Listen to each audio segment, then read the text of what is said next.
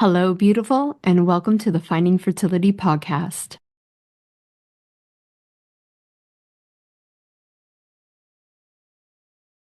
I'm Monica, your mentor in uncovering the hidden layers of your fertility journey. Together, we'll discover the right path for you within the 6 essential steps to creating the family of your dreams. We'll ditch the overwhelm, tune into your intuition, and build a vibrant foundation for your fertility. Whether it's through gut health, subconscious healing, or energetic alignment, you can unlock your body's natural power to get and stay pregnant. Your fertility journey is all about radical responsibility and deeply believing that your body is on your side. It's time to stay consistent, embrace trust, surrender, and create the transformation you deserve. Finding Fertility does not diagnose, prescribe, or treat any fertility issues. What we do is empower you to take control of your health by uncovering the root causes holding you back. Let's do this together.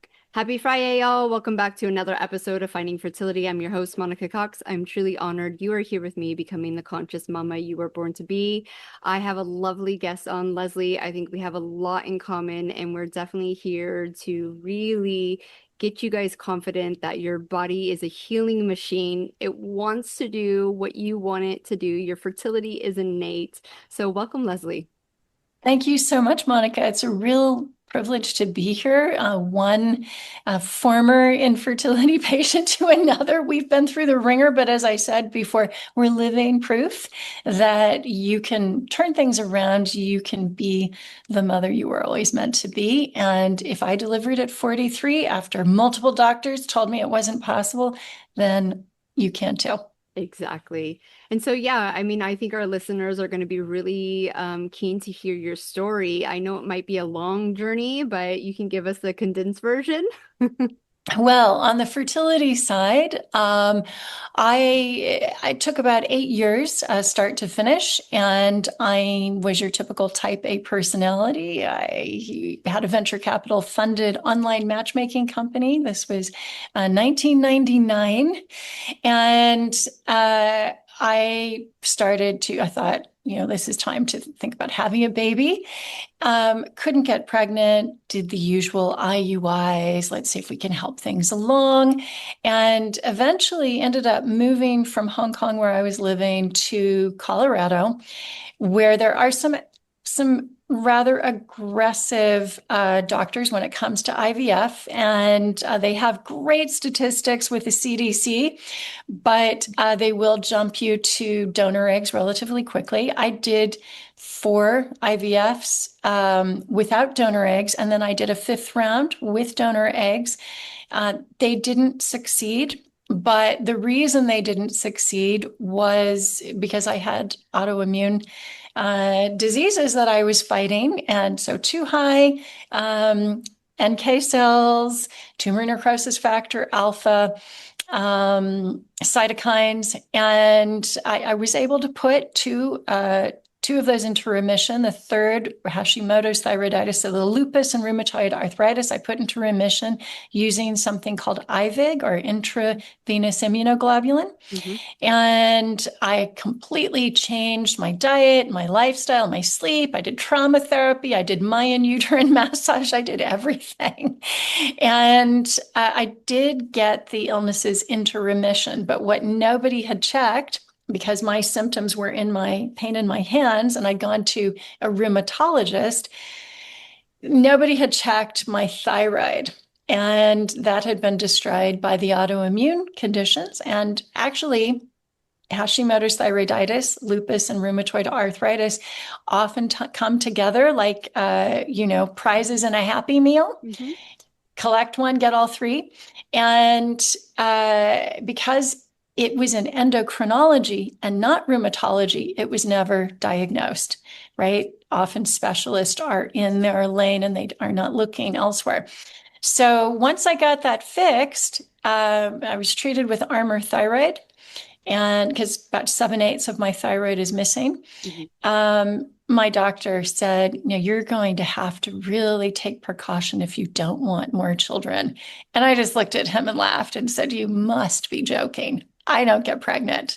I've been trying to do this. Like, I've seen specialists all over the world. I've spent over 100,000 US dollars, 20 years ago. That's a lot of money, right? Yeah. Even It's a lot of today, money it's a right lot of now. money, Yeah. right?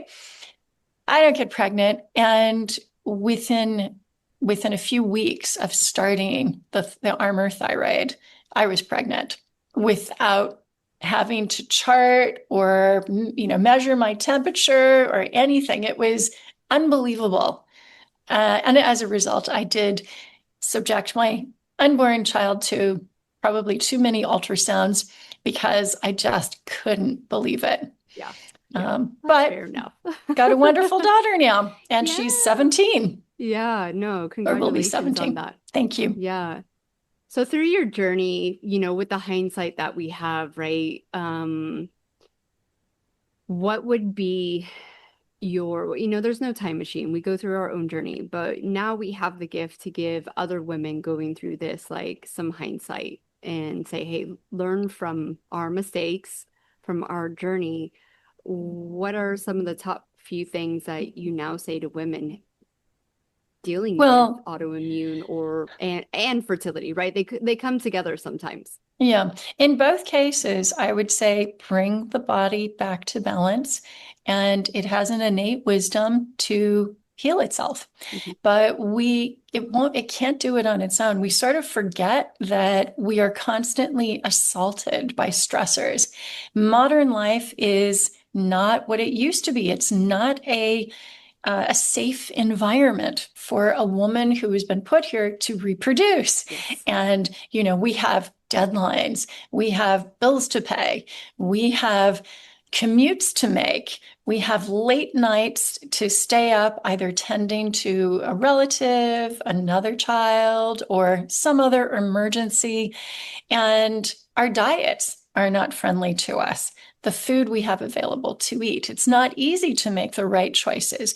Do we have the opportunity for movement? The hunter-gatherers often would walk an hour a day. Do we have the opportunity to do that? No, we don't. And what about sleep?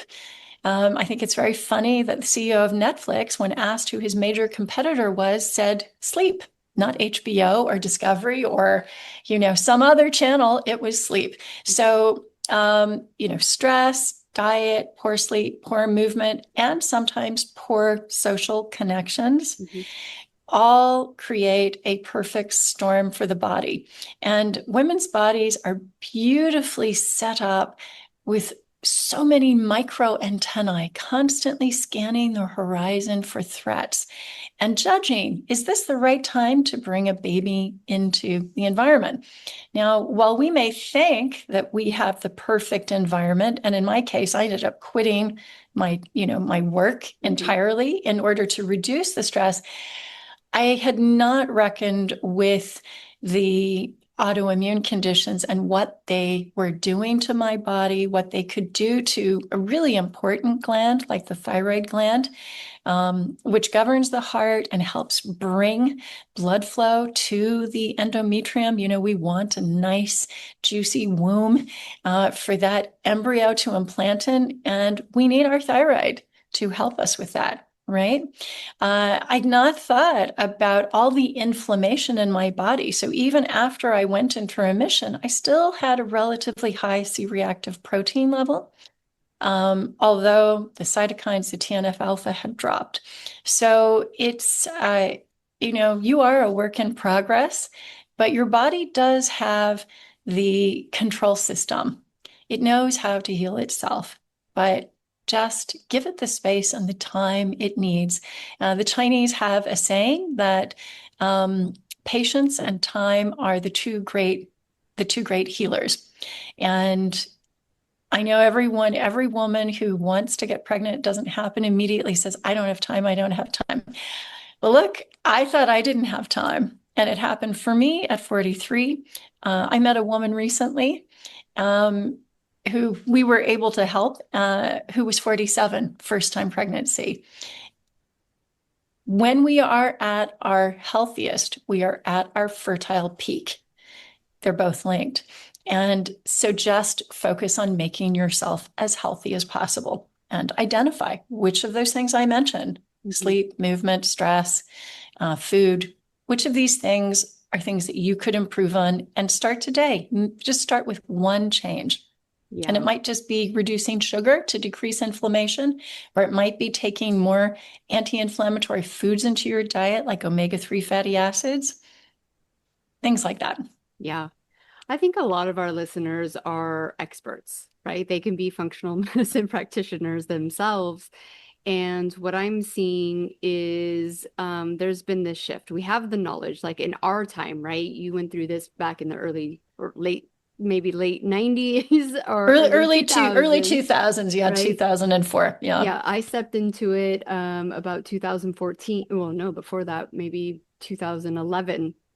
And the information wasn't out there. Like we were Yeah. really piecing these things together. There wasn't fertility podcasts like this, even really good fertility books.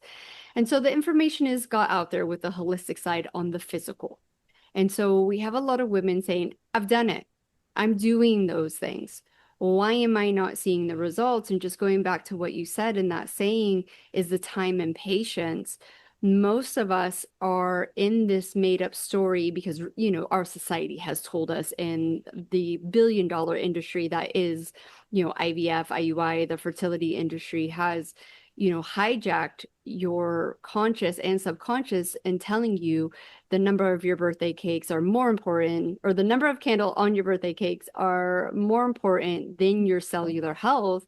And, women like us who were dealing with fertility issues at a younger age, sorting out our cellular health, getting to a mature age. I was 36 when I got pregnant naturally, and the doctors are like, "Oh, I don't know what they say, luck, like IVF taught your body how to do it, whatever they're saying." And I'm just kind of sitting here going, "Where's the common sense?" Like Yeah.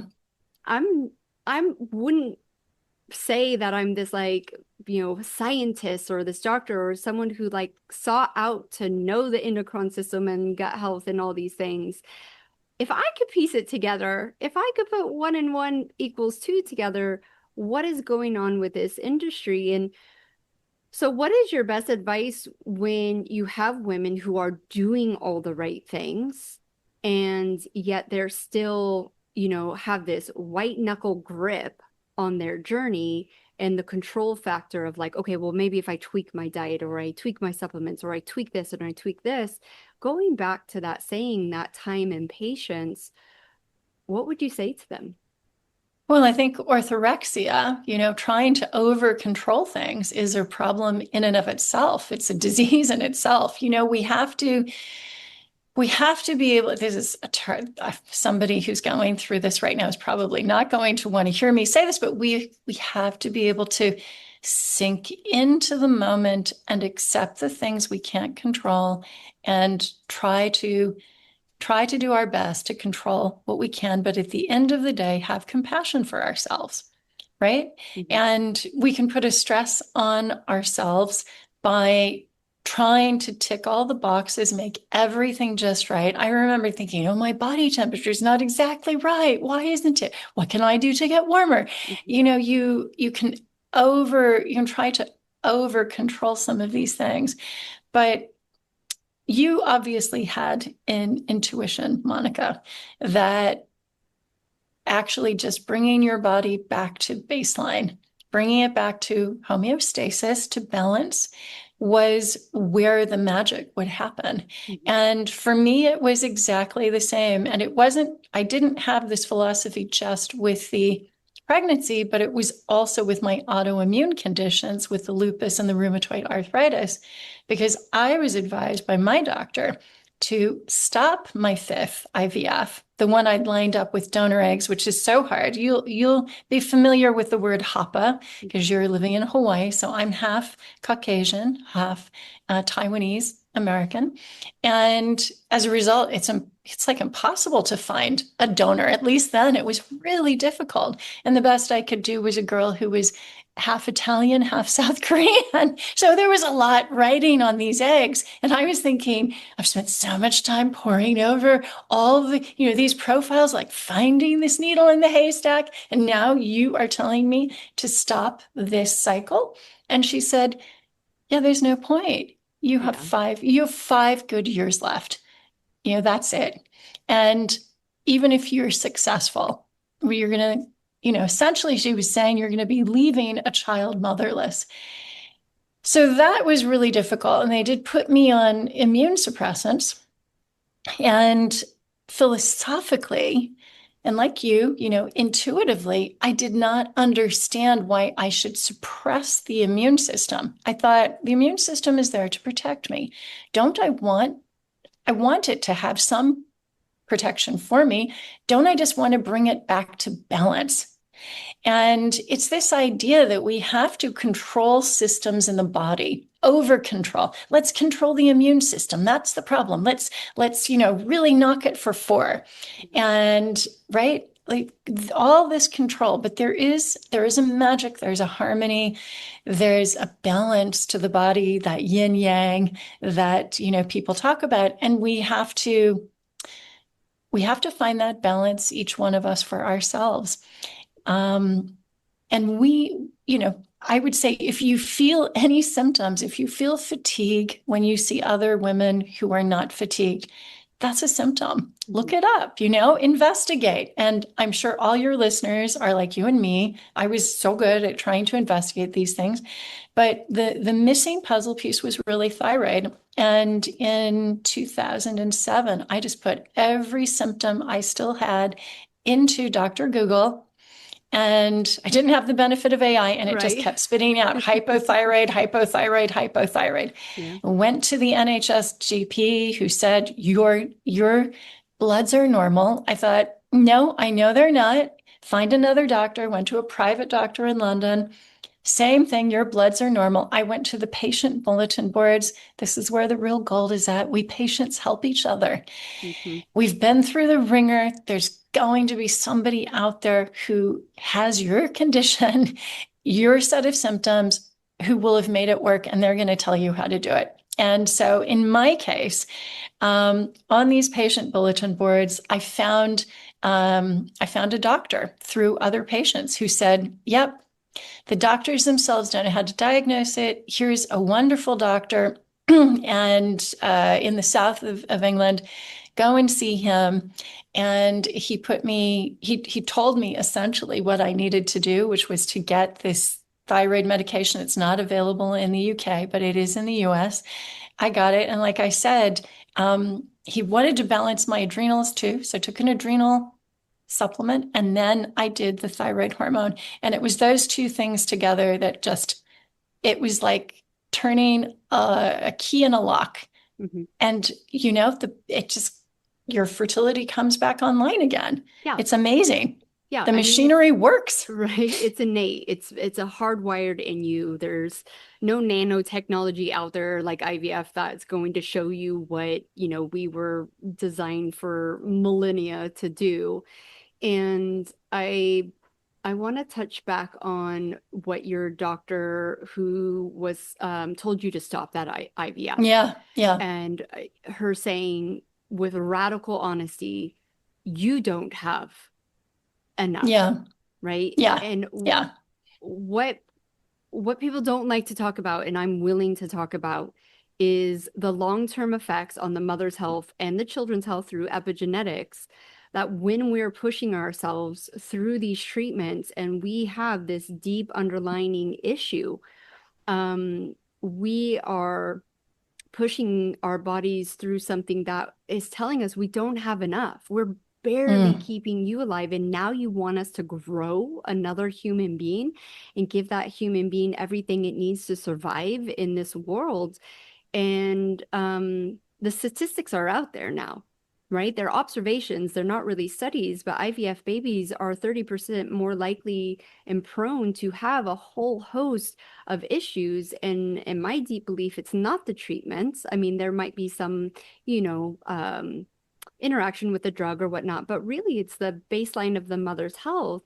And if we're not mm, trying to boost the mother's health to our best ability before using these treatments, I'm not against treatments, but we are just bypassing that. And so yeah. we are switching genes off for our children, and then we're, a lot of women have hard pregnancies, complications, postpartums. They desperate to breastfeed, but their body's like, I'm spent. I don't have enough to do that. And Yeah. when you're breastfeeding, it's a full-time job. Your body is Yeah. like, It's a it's full-time job. draining. Yeah. So I we're did it not for two thinking that, years. Yeah. yeah, Yeah. we're not thinking ahead. It's not Yeah. tangible. We just want the now. Yeah. And I'm really grateful for any doctor or practitioner out there who's going to be radically honest. You and I know that's the worst thing that you can hear is stop treatment, stop Yeah. trying, stop. Yeah. You really feel like you've been giving a death sentence. But anyone who's radically honest and saying that they just have a little bit more knowledge that just trust yourself. Give yourself that 3, 6, 9 months to just do a little Mm. bit more healing.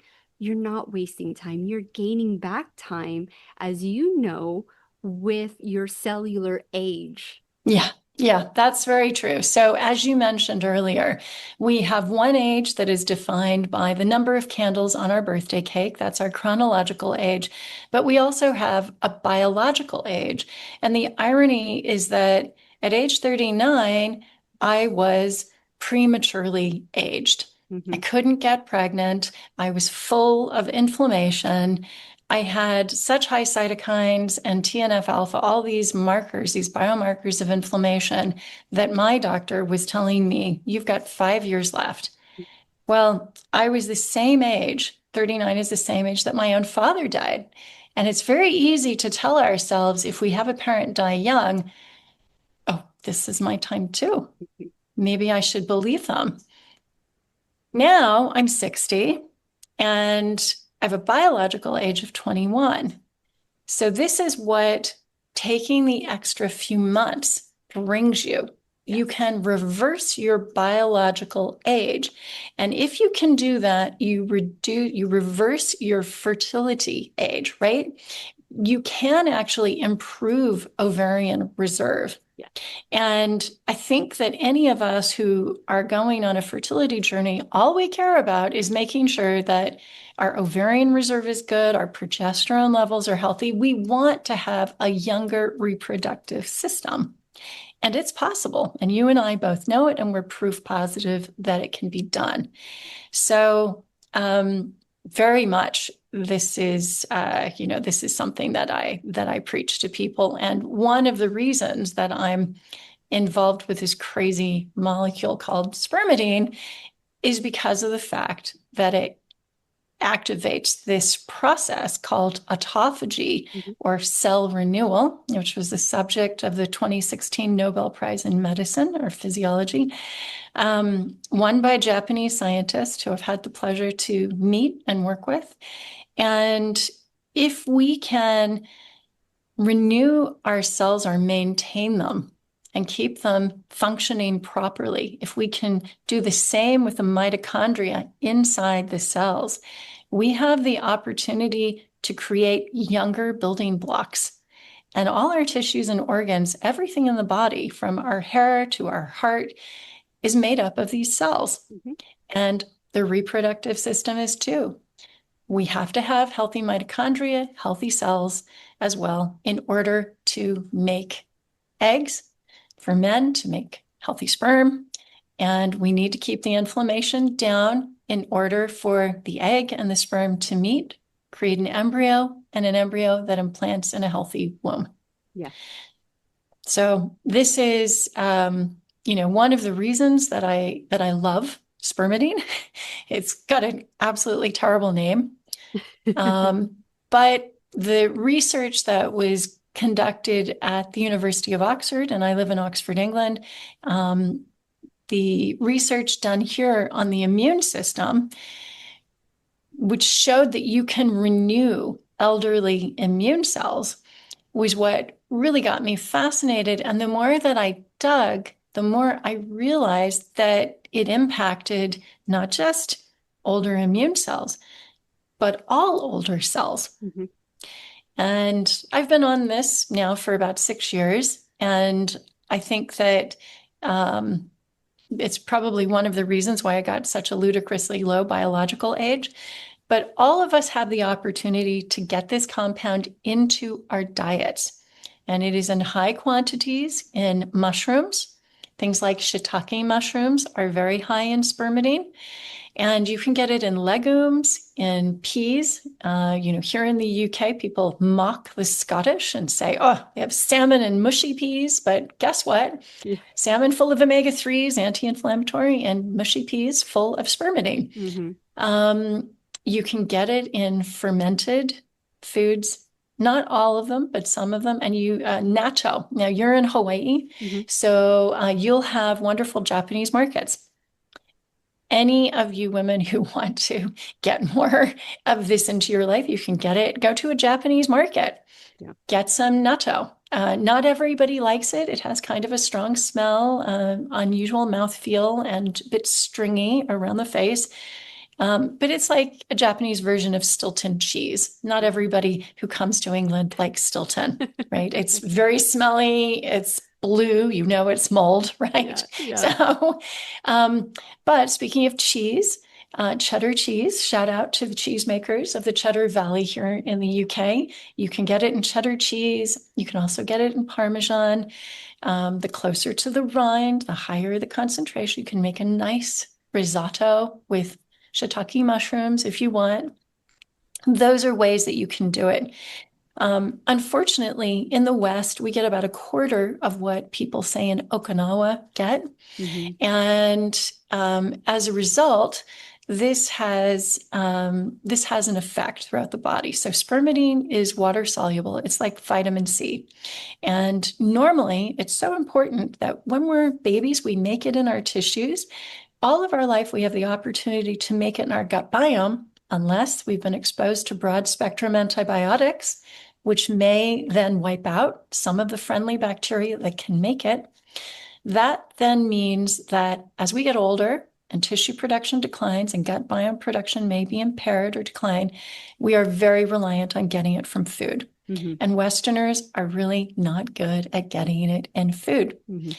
So you can supplement, but there is a big difference between food-derived spermidine, which also in particular has a compound called spermine. These are all part of a class of compounds known as polyamines. That just means they are derived from amino acids. And putrescine. Yes, it is related to the smell putrid. They're all just terrible names, but what can I say? A 17th century Dutch microbiologist or biologist discovered this and named them, so I can't do anything about it. In any event, these polyamines are part of something called the polyamine recycling loop. And if you have all three, you will be able to make more of each. And the body looks at this almost like, say you've got these in your kitchen store cupboard and you want to make a cake. And you know that sometimes you can swap out, milk for an alternative dairy milk. There are swaps you can make. And we can do the same with these polyamines. So spermine is there for DNA methylation, turning good genes on, turning bad genes off. If the baby or the body needs more spermine, then we can take that from more spermidine. If we need more spermidine, we can take putrescine and then do the conversion. So food has a perfect combination, usually of these three important polyamines. And when it comes to not just fertility, but to breastfeeding the baby afterwards, I didn't realize this until I did the research. There have been studies conducted in Mexico and in Spain on women who are breastfeeding. And women who are of normal weight have high quantities of spermidine and spermine. And depending on the baby's need, and the baby gives messages amazingly through sucking and through saliva, the mother will change the formula of her milk for the baby. But mothers who are not of normal weight actually produce less spermidine and spermine. So to your point about the health of the mother being paramount, we do a disservice to new mothers if we do not help them get into the best health of their lives. because it's not just conception and delivery, it's also breastfeeding. And I think the fact that I was able to bring my body back into balance is what allowed me to breastfeed for 2 years. I never had a problem. Yeah. I was blessed. Yeah. But I was also in balance. Absolutely. And that's something that all of us have the ability to do. Yeah. So that's, with, say, breast milk, but it's also needed. Spermidine is also needed for spermatogenesis, or the production of sperm. It's anti-inflammatory. So it turns out that making sperm is a very high reactive oxygen species event for men. It's very inflammatory. And the spermidine is there to tamp down the inflammation, but it's also it's also used to wrap DNA around itself. So spermidine is a lot tinier than histone bonds. Normally DNA is wrapped around histone bonds, but not in sperm. Okay. And so it's the difference between making a marathon runner pull a giant suitcase behind it with all the DNA, that would be the histone bond, or running a marathon with a little fanny pack. That's what spermidine does. So that's on the male side. One final thing on the male side, it helps with something called acrosomal reaction timing. So that's to do with an enzyme that the sperm will release at just the right time when it encounters the egg and helps it go into the egg to create the embryo. So those are the things that helps with on the male fertility side. On the female fertility side, it helps with oogenesis. It helps with AMH, which I know is something that you dealt with as well. And it also helps with embryogenesis. And in animal studies, now I want to hasten to say that this has been studied in animals, because to study something in pregnant females, this just doesn't happen, right? We are going to end right there this week. I hope you guys are really getting a lot out of this conversation. Please come back next week for the second half. Have a beautiful weekend, and we'll see you then. Thank you once again for tuning in and becoming the conscious mama you were born to be. Remember, I wasn't some magical unicorn who stumbled into fertility success. I stayed consistent, I put in the work, and I made it happen. And guess what? You can too. And I have something for my loyal podcast listeners, but here's the key. This is only for women who are feeling burnt out, frustrated, and stuck in the cycle of endless research. And you're at a point where you are screaming, I have tried everything. Why isn't this working? This only works for women who are ready to take a radical responsibility for their journey and start listening to their body's innate wisdom, because deep down, you know you can heal and achieve your ultimate goal.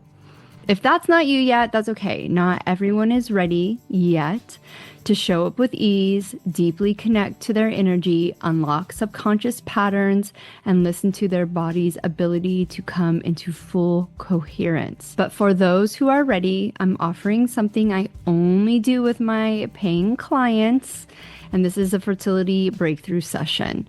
This is the first thing I do, even before I start really deeply working with someone in a coaching package. It's a deep dive session where we look at exactly where you are right now, what's keeping you stuck, and the easy shifts that can change everything. But fair warning, these sessions are very limited and go fast. So if you're interested in checking out my superpower for uncovering exactly what's been overlooked, jump into one of these free calls. They're deep, they're intuitive, and they're game-changing. The only way you can access this is if you actually personally message me. You can do it on your favorite platform, IG, TikTok, or at my personal email, monica@findingfertility.co. Not .com, because they wanted $3,000 for the M, with just one word. And that word is dreams. Obviously, DREAMS.